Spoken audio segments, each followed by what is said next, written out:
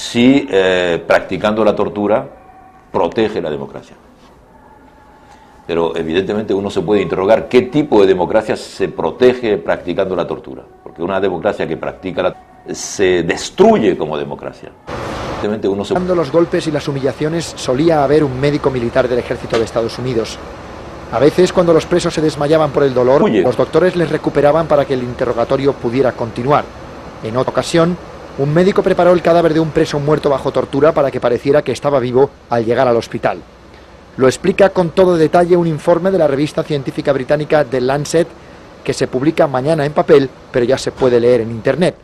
Está firmado por Stephen Miles, un doctor estadounidense de la Universidad de Minnesota, que cita casos concretos ocurridos durante las torturas de Abu Ghraib, aunque asegura que las vejaciones, los asesinatos y la connivencia de los médicos militares han sido habituales también en Afganistán y la prisión de Guantánamo. Estamos caminando hacia una especie de estado de excepción mundial, ¿no? De una creciente deriva securitaria y penal del conjunto de los estados al calor de la lucha contra el terrorismo, ¿no? De reducción de las libertades civiles.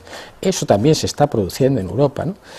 Pero también eso está teniendo una dimensión internacional. Lo estamos viendo estos días con el tema de las cárceles secretas, ¿no? O de los aviones de la CIA que han sobrevolado Europa, ¿no? Y que ha venido aquí a dar unas ciertas explicaciones la secretaria de Estado Condoleezza Rice, y el resto de los países europeos pues lo han avalado, ¿no? Sin plantear mayores problemas, ¿no? Eso tiene una repercusión internacional indudable, ¿no? Porque esa Europa de los derechos humanos está aceptando la deslocalización de la tortura, ¿no? En estos centros de inteligencia antiterrorista se decide, por ejemplo, a quién se detiene y si se le traslada o no a otro lugar para ser interrogado. Según el Washington Post, estos centros son distintos de las cárceles secretas que la CIA tiene o ha tenido en 8 países y cuya existencia reveló este mismo periódico hace 2 semanas. Every nation in every region now has a decision to make. Either you are with us or you are with the terrorists.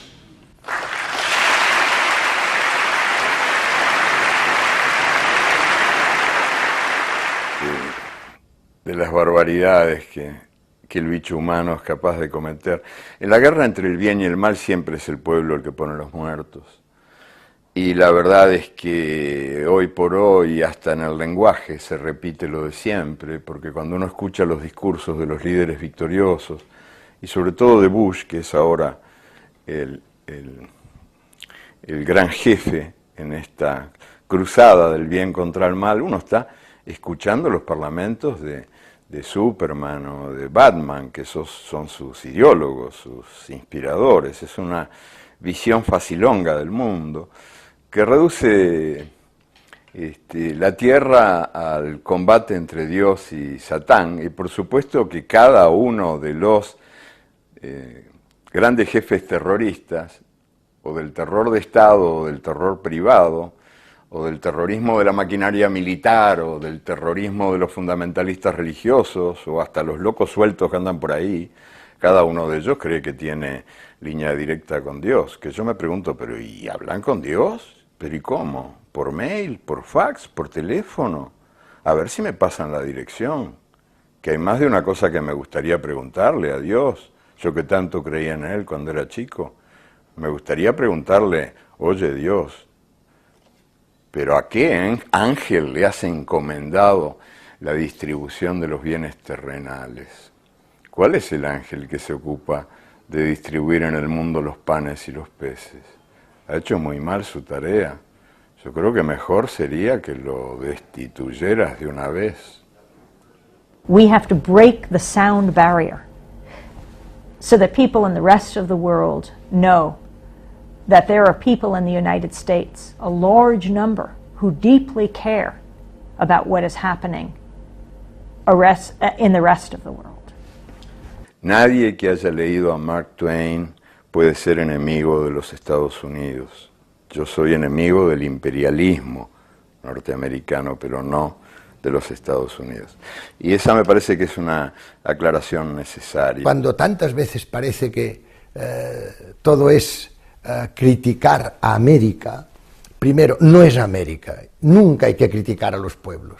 Los pueblos siempre son, a mi modo de ver, pueblos que merecen en su conjunto todo el respeto, cada uno con su manera de ser, cada uno con su manera de pensar, pero estos ciudadanos, estas mujeres que todos los días trabajan para sobrevivir, a veces en condiciones muy difíciles, no se merecen que nosotros les hagamos de momento juicios, digamos, estos americanos. Ahora, este gobierno americano, sí, esto sí que hay que decirlo.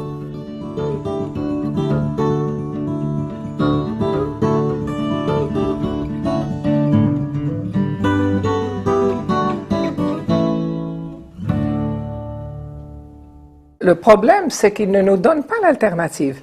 Il n'y a qu'une seule option, le cowboy. Ils ne nous donnent, parce que s'ils nous donnent l'alternative, bien sûr, les gens vont choisir Sindbad, d'être des Sindbad et de communiquer, mais ils ne nous donnent pas cette alternative. Ils ne nous donnent qu'un choix, le cowboy. Cosa de locos. ¿Cómo es posible que en un mundo donde hay hambrientos, donde hay tanta gente condenada a la miseria, a la humillación, cómo es posible que el mundo gaste 2.200 millones de dólares por día en la industria de la muerte?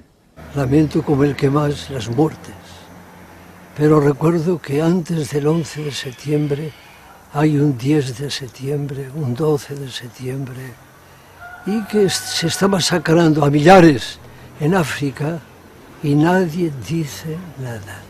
Pour que Oussama Ben Laden ou les réseaux irakiens ou le Hamas palestinien, etc., puissent recruter des gens qui se suicident avec une bombe dans des actes terroristes, bah, il faut qu'il y ait misère. C'est la misère qui crée le terrorisme. I can only agree. And one of the most intelligent remarks I heard in the weeks after the attacks of September 11 was by the president of the World Bank, who said, it's not enough to just fight terrorism, you have to fight the root of the problem. The root of the problem is poverty. The root of the problem is the gap, the growing gap between poor and rich on this planet. Unfortunately, that wisdom disappeared in the month that followed, and unfortunately American politics avoided to look at the root of the terrorist problem. El 20 de marzo del año 2003, al margen de la Comunidad de las Naciones, los ejércitos estadounidense y británico invadieron Irak, matando desde el aire a miles de sus ciudadanos. Un nuevo periodo de oscuridad y barbarie había comenzado para el mundo. There was no connection between the attacks on September 11th and Iraq, although President Bush said otherwise. He made the link so that it would be justification for the war. Bagdad ya ardía. Nosotros sabíamos que lo que ardía, lo que verdaderamente estaba ardiendo, no cabía en ese cuadro porque no era cuadrado. Bagdad no era una ciudad cuadrada. Acabábamos de volver de allí y ninguna imagen podía engañarnos. Los bombardeos eran en televisión, pero el dolor era en Irak. Y hemos encontrado las autoridades y hemos encontrado sobre todo todos los expertos de la ONU, todos. Hemos trabajado con ellos durante una semana y todos nos dijeron no hay armas de destrucción masiva, nada, no hay absolutamente nada.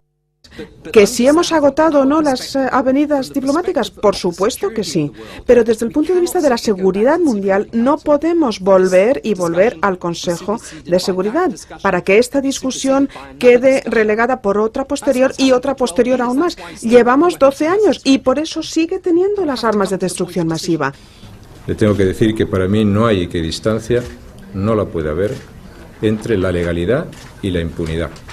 Y que desde luego no es ni puede ser Saddam Hussein ni ningún tirano que tenga armas de destrucción masiva quien marque las reglas de la legalidad y de la comunidad internacional.